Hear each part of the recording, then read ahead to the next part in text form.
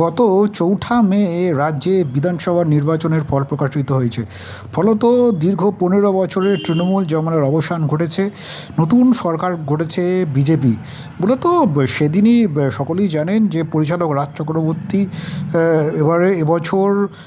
এবার বিধানসভায় ব্যারাকপুরের বিদায়ী বিধায়ক ছিলেন। ফলত ২১-এও তিনি সেখান থেকেই ব্যারাকপুর বিধানসভা থেকে নির্বাচিত হয়েছিলেন।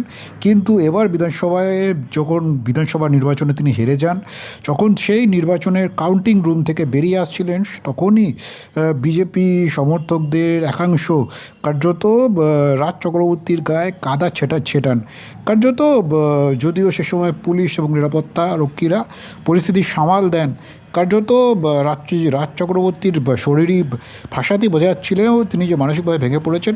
ফলত পরের দিনই তিনি সিদ্ধান্ত নেন, জানিয়েছেন ইতিমধ্যে সামাজিক মাধ্যমে, রাজনীতি থেকে অবসর নিচ্ছেন।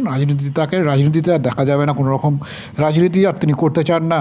ফলত এই ঘটনা নিয়ে মুখ খুলেছেন রাজের অত্যন্ত ঘনিষ্ঠ বন্ধু তথা সহকর্মী অভিনেতা রুদ্রনীল।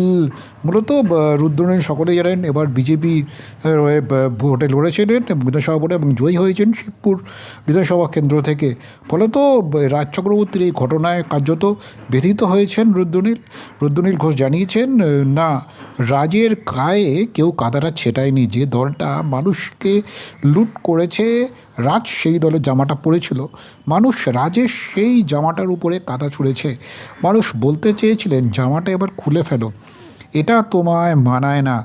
রাজের সঙ্গে টেক্সটে তার পরে কথা হয়েছে, আমরা দুজন এক থালাতে ভাত খাওয়া বন্ধু, তবে কে আলোর পক্ষে থাকবে আর কে অন্ধকার বেছে নেবে সেটা তো আমি ঠিক করে দিতে পারি না।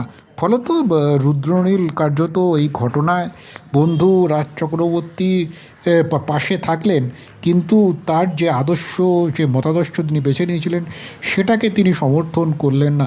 ফলত রুদ্রনীলের এহেন মন্তব্য বা এহেন বিবৃতিতে রুদ্রনীলের আরও একবার প্রশংসা করেছেন নেট নাগরিকরা। গত ৪ঠা মে রাজ্যে বিধানসভা নির্বাচনের ফল প্রকাশিত হয়েছে। ফলত দীর্ঘ ১৫ বছরের তৃণমূল জমানার অবসান ঘটেছে। নতুন সরকার গড়েছে বিজেপি। মূলত সেদিনই সকলেই জানেন যে পরিচালক রাজ চক্রবর্তী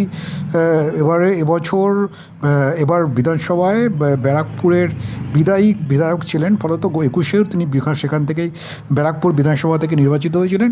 কিন্তু এবার যখন বিধানসভা নির্বাচনে তিনি হেরে যান, যখন সেই নির্বাচনের কাউন্টিং রুম থেকে বেরিয়ে আসছিলেন,